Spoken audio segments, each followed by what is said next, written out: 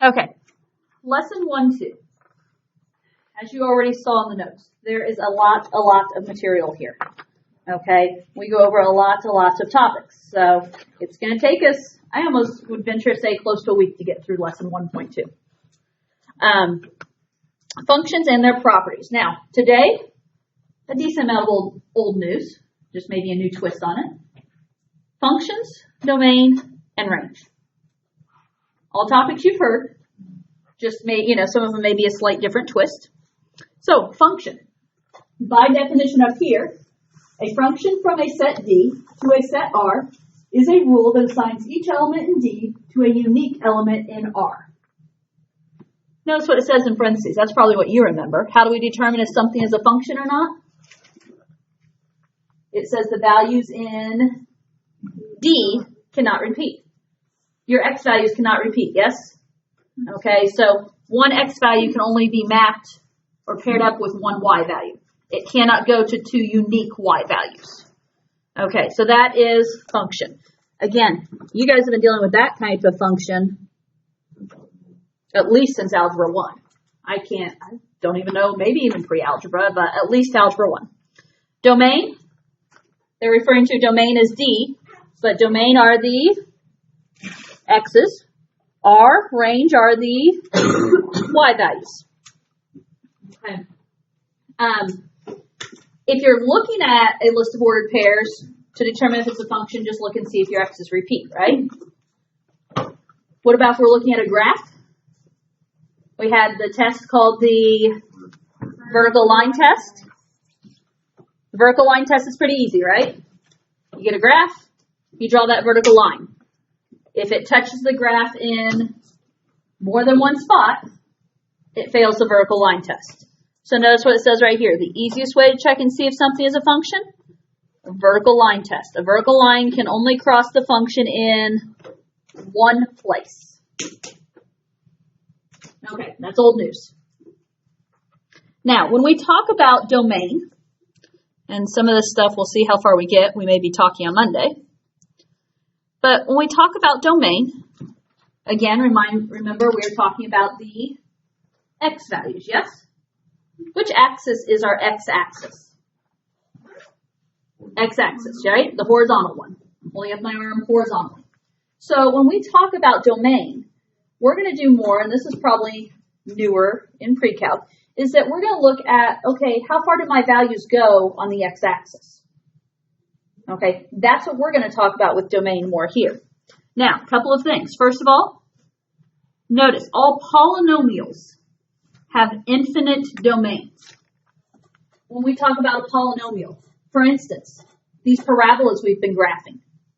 What's a parabola do? As it goes up, it gets wider and wider and wider. Does it ever stop getting wider? No, since something like that keeps going out, it doesn't end, it's getting wider and wider, that has an infinite domain. Because it's going to go infinitely negative, infinitely positive. And so, if we talk about that in interval notation, negative infinity to positive infinity. Okay. Another thing we're going to think about with domain, denominators. There's one huge catch with denominators, and that is that they can never equal 0. We can't divide by 0, right? So if you can't divide by 0, your denominator cannot be 0. So when we talk about finding domains with equations, we're going to think about, okay, what values would make the denominator equal 0? And then the other thing, square roots. What has to be true with a square root? What kind of numbers are the only numbers we can take square roots of? Positive numbers, because otherwise, if you try and take the square root of a negative, we're going to go into imaginaries. We're working with real numbers right now, guys. That's mostly what we do is we work with real numbers.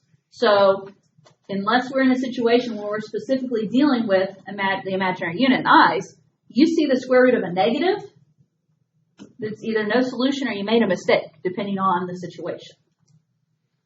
So, inside the square root must always be greater than or equal to 0. Unless it's in a denominator, then it can always be greater than 0. So, trying to remember. some of the things we will use. Okay. First of all, remember when you see f of x, that's the same thing as saying y. So if you need to put it on your calculator and graph it, f of x, y, same thing. You'll see me talking about, I've already kind of talked about like the x-axis, how it's on, use a number line to help you think these through.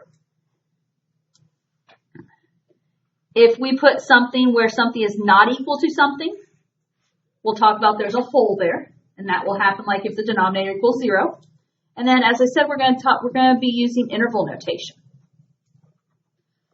Now, I guess the one thing I didn't say, when it says greater than or equal to 0, you guys said it, but I'm going to write it. That means that the inside of that square root has to be positive.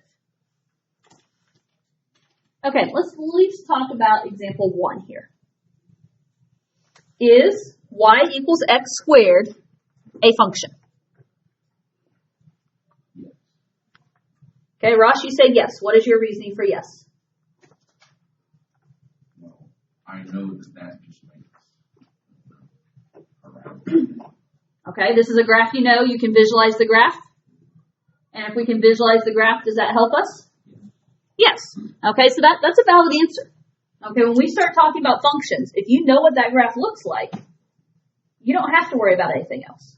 If I know the graph of, and I would like to think, this is one you've got to work on, if you don't, but my expectation at pre-cal level is I say y equals x squared, and you're like, oh yeah, it's that u thing, that parabola thing.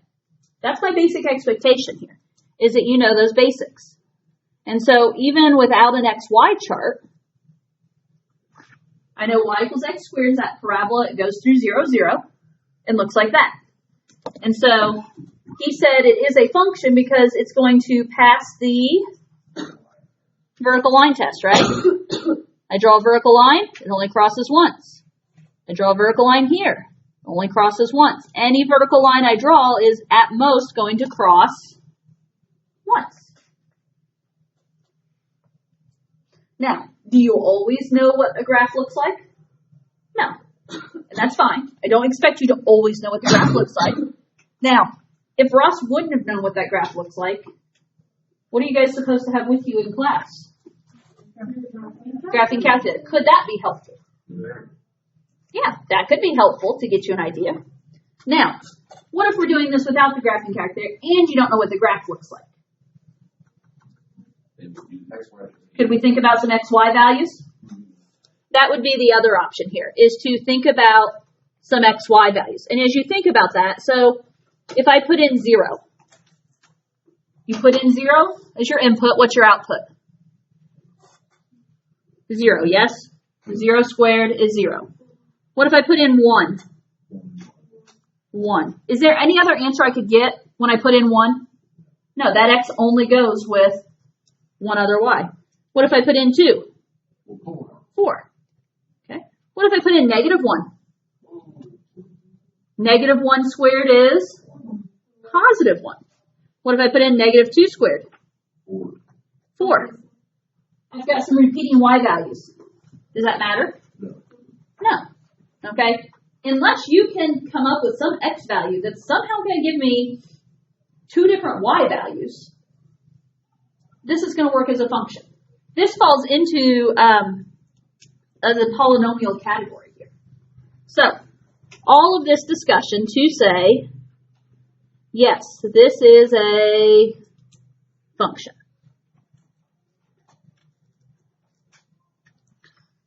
Can everyone in their own way agree that this is a function?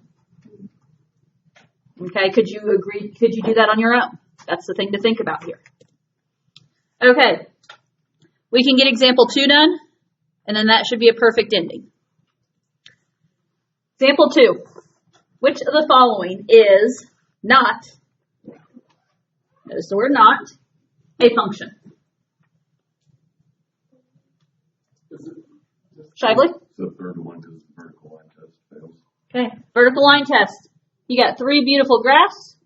Vertical line test is the way to go. Right there, I just drew one vertical line that intersected not once, not twice, but 3 times. This one fails the vertical line test. Now, do the others all pass the vertical line test? I mean, I would hope so, but double check, right? You know, you've got some curvy stuff going on, but they all pass. No matter where you draw vertical lines, you get one intersection point at most. Okay? I'll be honest, we got through the easiest stuff. We got through the functions.